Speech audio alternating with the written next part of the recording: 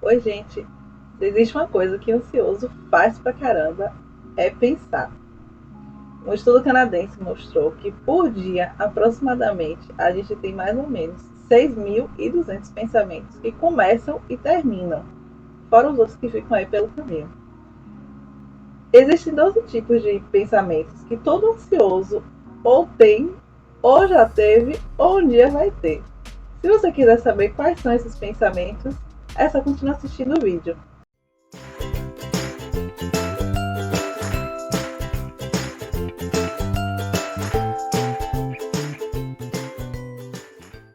Assim como acontece com as emoções, que podem ser saudáveis ou podem ser prejudiciais à nossa saúde mental, a mesma coisa acontece com os pensamentos. Entre esses vários pensamentos que a gente tem ao longo do dia, alguns deles vão ser construtivos e vão levar a gente para frente, e alguns deles vão fazer com que a gente enxergue as coisas de uma forma um pouco diferente, que é o que se chama de distorção cognitiva. Você vive uma situação e você atribui um significado equivocado àquela situação. E aí, porque você tem interpretação equivocada, você acaba tendo emoções que são ruins, tendo atitudes que são ruins. E quando a gente está passando por um momento de dificuldade emocional, como quando a gente está ansioso com algo, como quando alguém está no estado depressivo, como quando você está muito preocupado com alguma coisa, quando algo tira você do seu equilíbrio, do seu bem-estar, né, do seu normal, vamos dizer assim, é muito comum que a gente tenha essas distorções de pensamento, que são os erros de julgamento. E esses erros de julgamento são muito comuns. É claro, nós ansiosos fazemos muito, porque a gente interpreta as coisas assim um pouquinho diferente do que elas são de fato. Mas as pessoas que não têm uma ansiedade patológica também acabam tendo essas distorções, né, de significado, esses erros de julgamento. E isso é uma coisa assim tão comum, que os estudiosos conseguiram separar em 12 categorias. E são esses os 12 tipos de pensamento que todo ansioso já teve, tem ou vai ter. Então, o primeiro pensamento que você pode ter ou já teve é o pensamento do tipo tudo ou nada, que também é chamado de pensamento preto e branco, e pelo nome você pode ter uma ideia do que ele significa. O pensamento do tipo tudo ou nada é aquele tipo de pensamento em que você pensa somente em extremos. É aquele 8 ou 80, sabe? Ou a pessoa ou a situação é 100% boa ou é 100% ruim. Não existem os 50 tons de cinza naquela situação. Então, se uma pessoa mente para você, você tende a pensar que aquela pessoa é 100% mentirosa, 100% desonesta, quando na verdade não é bem assim. É esse tipo de pensamento polarizado, né, que você vai do bom, que só tem o bom ou que só tem o ruim, que faz com que a gente muitas vezes desista de planos que a gente tem. Mulheres, quem nunca desistiu de uma dieta porque comeu chocolate? Você vinha aí uma semana inteira indo bem, comendo direitinho e tal, e aí um dia lá você comeu chocolate, aí você pensa assim, já comeu chocolate mesmo? Tchau, depois eu faço essa dieta. E desiste da dieta e come um monte de doce, come um monte de besteira e depois se arrepende. Quando você pensa dessa forma, né, em preto e branco, você não consegue pensar que você cometeu aquele deslize ou que aconteceu aquela coisa desagradável, mas que você pode retomar de onde parou, mas que existem outras coisas além daquilo que aconteceu. Uma coisa que pode ajudar muito a lidar com esse tipo de pensamento, a corrigir esse erro de julgamento, é a utilização de escalas. No último post do blog, que foi sobre controle emocional, e também foi um dos últimos vídeos do canal, eu até comentei sobre o uso de escalas. Então você pode começar a considerar usar uma escala, né? A pessoa que é 100% ruim, a pessoa que mente, aí você pode estabelecer uma média, né? O que é que uma pessoa não ruim faz? Ela nunca mente, ela mente de vez em quando. A pessoa 100% boa provavelmente vai ser aquela que nunca mente para você, então. Isso ajuda você a dar uma equilibrada no seu julgamento, né? Ajuda você a pensar no contínuo. Ajuda a fazer com que você saia dos extremos. E isso vai ser muito bom, principalmente quando você estiver falando de objetivos.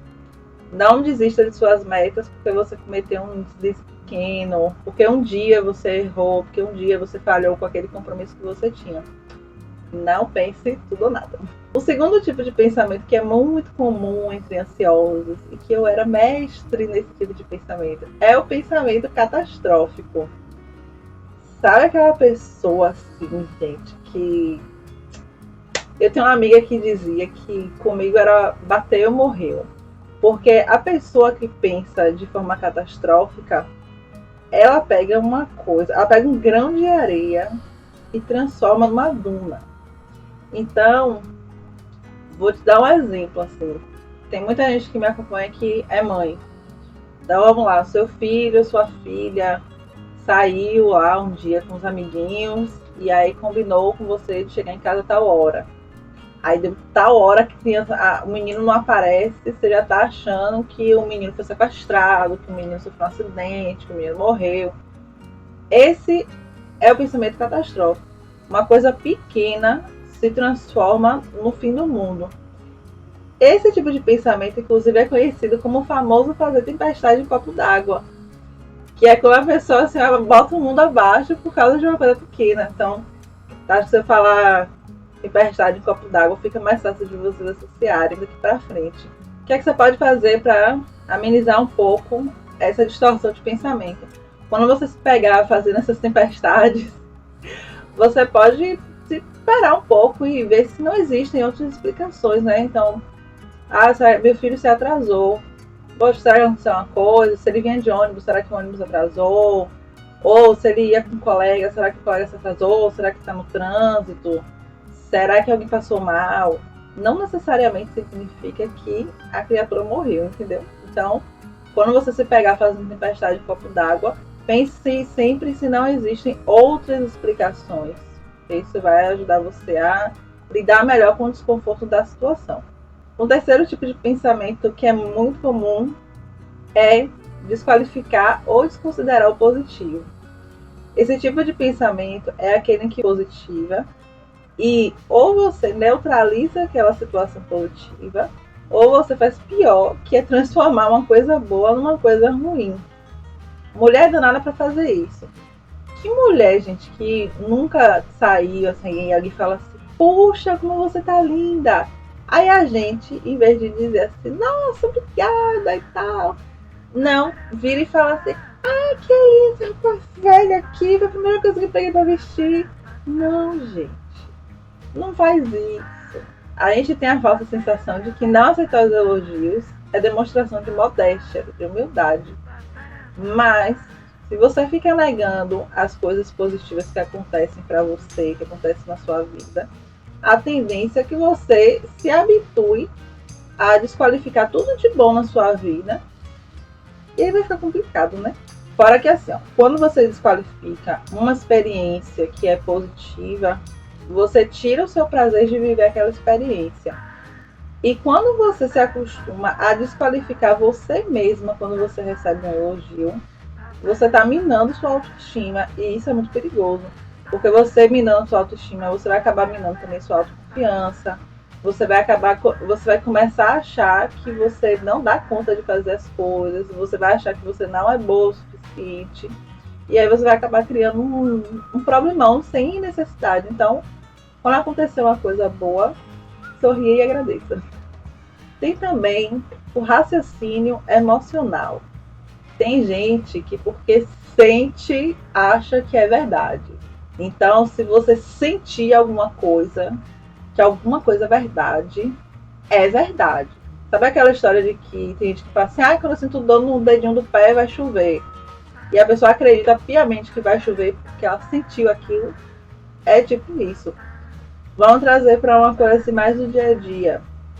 Vamos supor lá que, mais uma vez, muita gente que me acompanha também é casada. Então vamos supor, lá seu digníssimo marido começa a trabalhar até tarde, e começa a achar que a coitada da colega de trabalho é piriguete. É uma safada querendo roubar o seu marido. E aí, você começa a sentir ciúme. E porque você está sentindo ciúme, você tem certeza que o safado do seu marido está te traindo. E pode não ser nada disso. Não necessariamente porque ele está fazendo hora extra com alguma colega de trabalho, ele está traindo você. Então, muito cuidado quando você se basear no que você está sentindo para interpretar alguma situação, porque sentimentos não são fatos. De repente, minha gente, a moça lá é até homossexual e não tá nem interessada no seu marido, e você tá lá sofrendo achando que a menina quer roubar seu marido. E não é nada disso. Então, quando você se pegar tendo esse negócio assim, tipo, ai, meu dedinho tá doendo, vai chover, considere sempre outras possibilidades, né? Por exemplo, tem outras pessoas lá, né? Até quando você vai ficar aí trabalhando de hora extra? Ou, eu senti isso. Será que não era interessante você compartilhar com uma pessoa que está de fora da situação e pedir uma outra opinião? Porque às vezes uma pessoa que está fora da situação consegue ter uma percepção melhor que a nossa, que está dentro da situação. Então considere também que existem outras explicações além dos seus sentimentos. E eu não quero dizer que sua intuição não vale nada. Apenas, se o que você sente te coloca em maus lençóis com frequência, considere buscar outras. É a rotulação, que é você colocar um rótulo, uma etiqueta numa pessoa. Isso é uma coisa que a gente faz desde que o homem é homem, e inclusive por uma questão de sobrevivência. E fora que, como a gente tem a necessidade de pertencer a um grupo, a gente acaba fazendo essa rotulação para a gente saber como é que a gente se porta dentro dos ambientes. Então, se você diz assim, aquele grupo ali é o grupo dos hippies, você vai agir de acordo como aquelas pessoas agem se você quer fazer parte daquele grupo. Então, você também vai adquirir o rótulo de hippie. A rotulação é uma coisa que é tão parte do ser humano que, para vocês terem uma ideia, eu conheci primeiro esse assunto da rotulação estudando direito, quando eu estudei sociologia jurídica.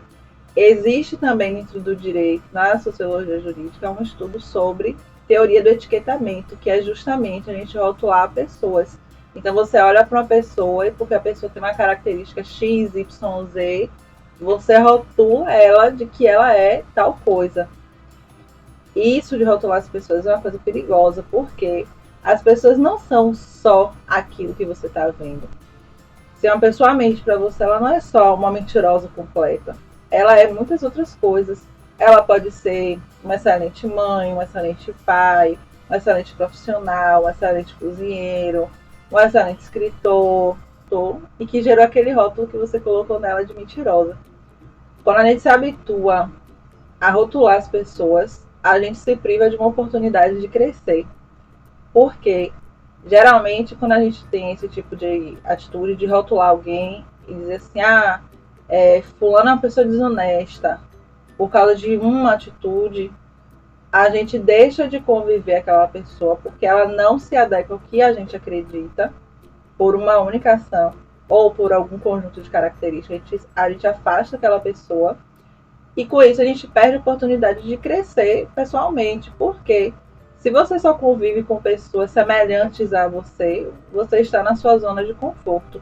Mas se você se dá a oportunidade de conviver, entender alguém que tem um conjunto de valores, um padrão moral que é um pouco diferente do seu, você se dá a oportunidade de aprender sobre aquela pessoa, de aprender sobre aqueles valores, de aprender sobre aquele modo de vida que aquela pessoa tem e crescer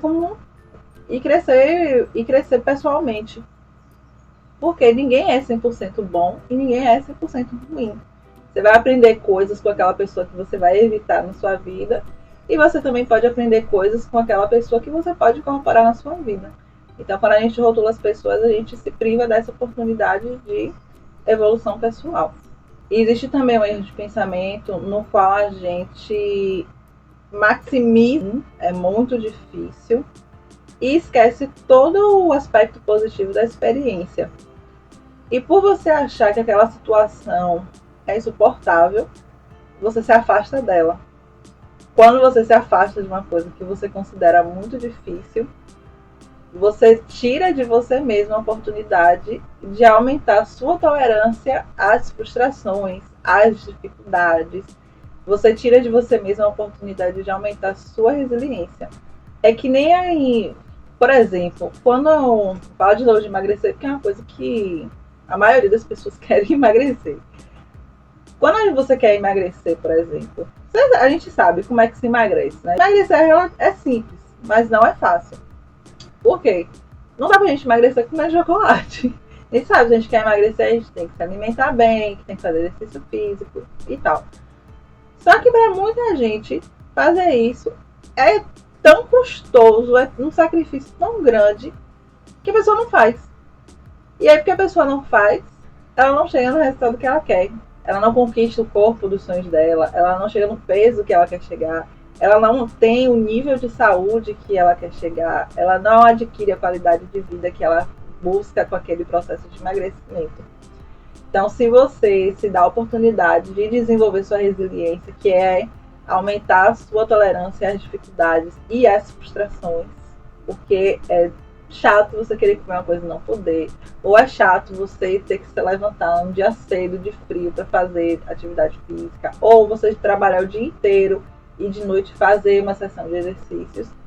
Se você não tem resistência para lidar com esse sacrifício temporário, você nunca vai conseguir alcançar objetivo nenhum. Pensar dessa forma, além de tornar todo o processo mais difícil, né, de deixar um fardo mais pesado do que ele pode ser naturalmente, você subestima a sua própria capacidade de lidar com as dificuldades da vida.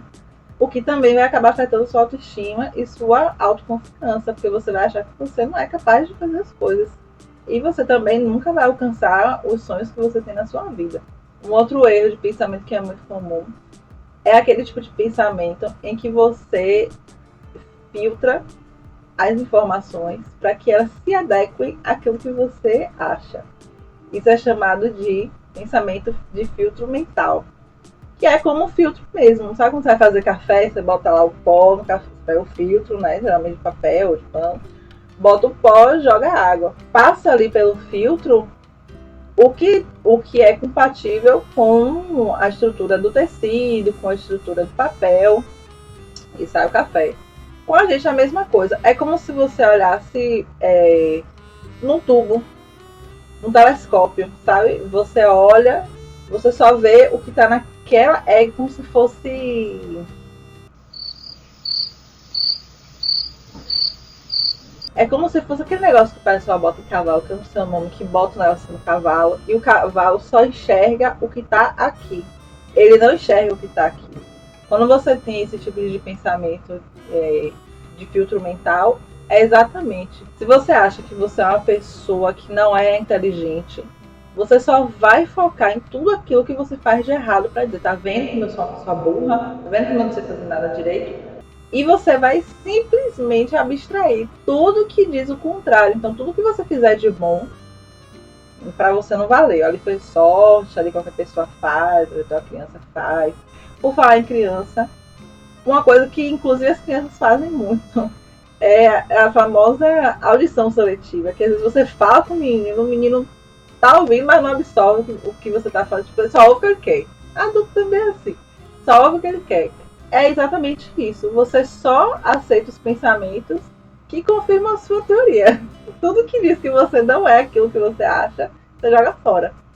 Esse erro de julgamento, a gente que é mulher é mestre em fazer, que é a leitura vital. Que mulher que nunca leu a mente de alguém, minha gente?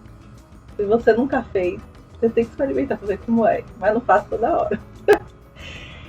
O que é leitura mental? É você achar que você é telepata, entendeu? Você achar que você vai olhar pra cara da pessoa e vai saber o que a pessoa tá pensando. Então, sei lá, você tá andando na rua, aí você encontra um vizinho seu, você cumprimenta lá a criatura, aí te responde assim, bom dia, parecendo que nem queria ter te visto.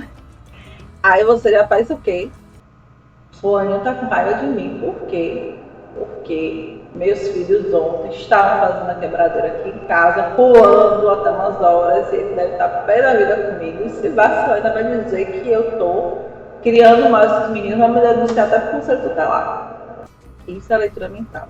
Só que assim, geralmente quando a pessoa faz esse tipo de coisa, infelizmente, gente, a gente tem a tendência de fazer isso só pro mal, sabe? A gente lê pra achar que a pessoa tá pensando alguma coisa ruim da gente. Por quê? É muito frequente que a gente projete na outra pessoa o nosso medo.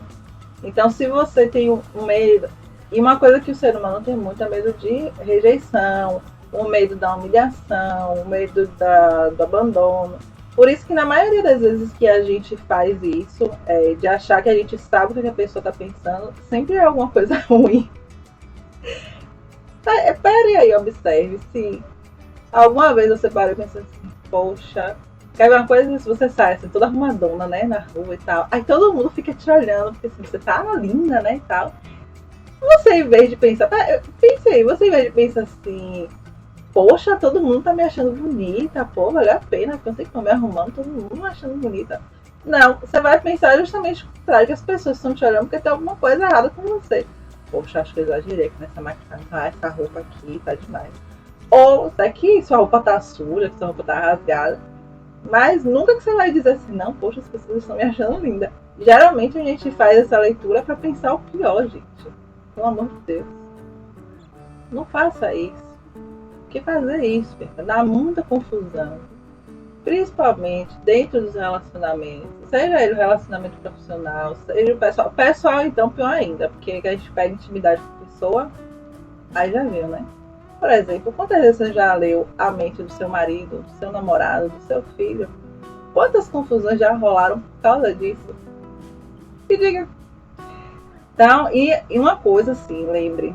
Uma coisa que eu aprendi até na faculdade, eu fiz um exercício sobre isso, um trabalho sobre isso, que era um de observação. E uma coisa assim, que grudou na minha cabeça é: a gente só observa o comportamento. A gente não tem como saber o que a pessoa está dizendo, a menos que ela fale. Então, se a pessoa não falar nada, você não pense em nada, pelo amor de Deus. Você espere para ver o que a pessoa vai fazer. Se a pessoa fizer alguma coisa, aí tudo bem, você acha alguma coisa pelo que ela fez. Não vai ficar adivinhando o que as pessoas estão pensando. Esse erro de pensamento também é a cara das mulheres, que é a supergeneralização. Esse erro cognitivo é a cara das mulheres. Supergeneralização é quando você conclui que, a partir de um episódio, aquele resultado de uma situação se aplica a todas as outras situações que vão acontecer depois dela. Então, vou te dar um exemplo aqui que você vai entender na hora. Quem aí nunca ouviu a célebre frase: homem não presta, só muda de nome e de endereço? Isso é generalização. Tudo bem, minha gente. Tem umas meia dúzia de homens safados? Tem. Mas não é porque meia dúzia de homens safados que todos os outros milhões que habitam neste planeta Terra, de meu Deus, também não prestam. Não é verdade. Então tenha muito cuidado quando você se pegar falando sempre, as coisas sempre dão errado para mim. Ou então, eu nunca consigo fazer o que eu quero. Isso aqui nunca dá certo. Você tenta fazer uma coisa, por exemplo, você vai fazer um bolo, fez o bolo uma vez, duas vezes, o bolo resolveu solar. Aí você diz, não vou fazer um de tal jeito. Pense bem, todas são assim. Será que você não conhece uma que é diferente? Da mesma forma. Aí o mundo é um lugar perigoso. Será que é mesmo? Não tem nenhum lugar na face da Terra que seja minimamente seguro. Então procure sempre especificar, né? Tirar do geral, trazer do específico. E também a distorção cognitiva chamada de personalização, que é quando você dá uma de chaves e diz tudo eu, tudo eu. Nesse erro de pensamento, a pessoa interpreta que tudo que acontece é por culpa dela. Então, assim, se uma criança morrer de fome lá na África, tu vai dizer que a culpa é sua. Se cair um furacão, passar um furacão em algum lugar lá do outro lado do mundo, você vai dizer que foi porque foi alguma coisa que você fez hoje que provocou a passagem daquele furacão em tal lugar. Agora, é claro que se acontecer uma coisa boa, você não vai dizer que a culpa foi sua, né? Porque, mais uma vez, infelizmente, a gente faz essas coisas para pensar o pior da gente, minha gente. Então, bora tentar, né? Pensar coisas mais positivas. Quando acontecer alguma coisa boa, você assim, poxa, que bom que aconteceu essa coisa assim, porque eu dei uma contribuição para aquilo. Vamos usar isso a nosso favor, né? Porque Eu tô brincando assim, mas por que a gente tem que ter cuidado? Porque, gente, a gente fica achando que tudo que acontece é culpa nossa. Coloca o peso nos seus ombros que não tem necessidade. Excesso de culpa, a gente acaba criando dificuldades emocionais, acabam criando problemas psicológicos, mina a sua qualidade de vida, mina a sua produtividade, mina a sua alegria de viver. Por isso que a gente tem que ter cuidado com todos esses erros cognitivos, todos esses erros de julgamento que eu estou falando aqui. Por isso eu estou enfatizando tanto que você tenha bastante cuidado com isso, porque pode prejudicar muito a sua qualidade de vida, né? Tirar muito do brilho da sua existência. O penúltimo tipo de pensamento é o pensamento rígido, que eu falei para vocês também no vídeo sobre controle emocional, que o pensamento rígido é um bom indicador de que tem uma emoção negativa passando por ali. O que é esse pensamento rígido? Esse pensamento rígido é aquele que você tem uma ideia fixa, o que me lembra até de um livro de Memórias Póstumas de Brás Cubas, que ele tinha uma ideia fixa, que eu quis tanto saber qual era a ideia que eu não consegui me lembrar mais depois que eu terminei de ler o livro. Você tem uma ideia fixa de que as coisas devem ser feitas de uma determinada forma, e se não acontecer daquele jeito, legal. Se não for daquele jeito, meu filho, eu não sei.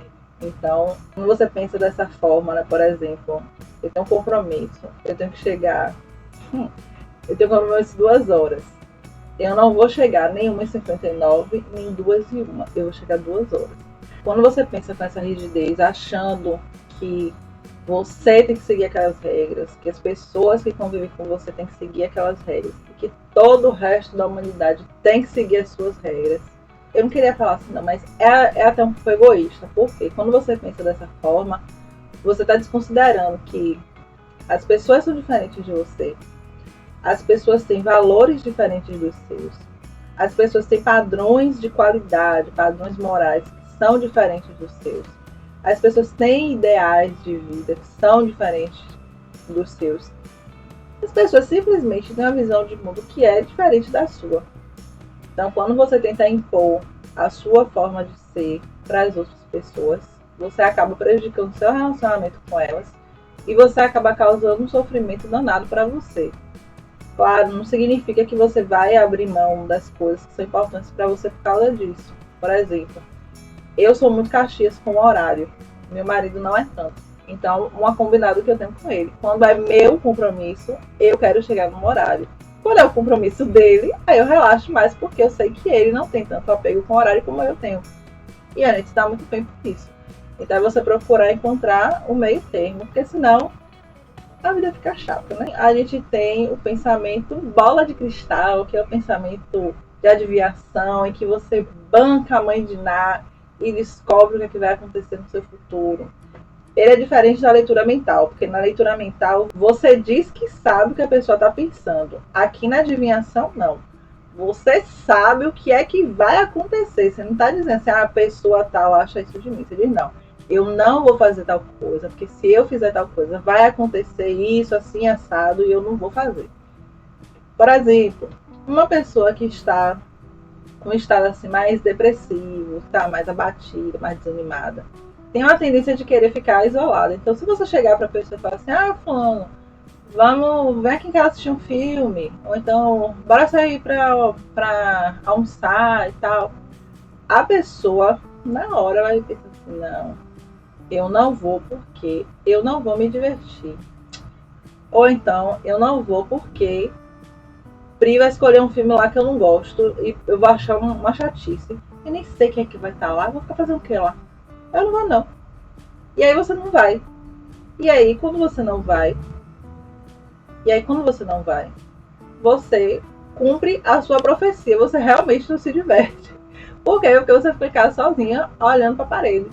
Então, cuidado quando você se pegar aí querendo dar uma de mãe de Ná, adivinhando o que vai acontecer no seu futuro, porque você pode acabar se isolando, você se priva de adquirir conquistas na sua vida, você acaba criando profecias que são autorrealizáveis, ou seja, porque você acha que você não vai se divertir, você realmente não se diverte, ou Você pode até ir, mas porque você vai com a certeza de que quando você chegar lá você não vai se divertir, você acaba inconscientemente tendo atitudes que fazem com que você não se divirta.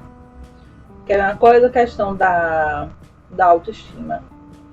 Quando a gente acha que a gente tem pouco valor, que a gente não é importante e tal, a gente fala assim, eu não valho nada, não sei o quê. A gente tem a tendência de começar a se diminuir. E aí a gente já tinha aquela concepção de que as pessoas não dão valor pra gente.